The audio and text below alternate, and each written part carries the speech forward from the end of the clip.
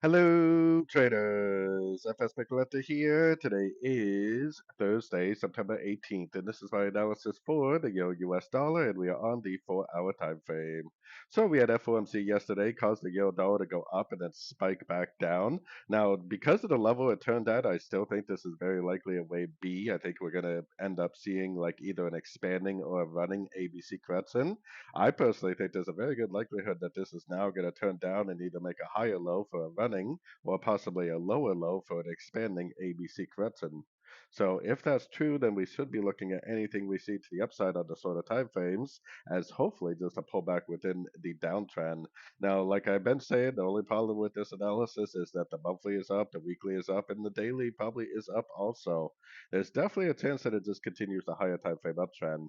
But hopefully, the move that we're seeing to the upside right now is just a pullback to this last wave down. Hopefully, it's going to go to like a Fibonacci retracement level and give us a nice sorting opportunity, which will help confirm that this really is the end of a wave B on the 4-hour time frame. So, anyways, don't forget to check out my website linked over here in the corner. And as always, thank you for watching and happy trading.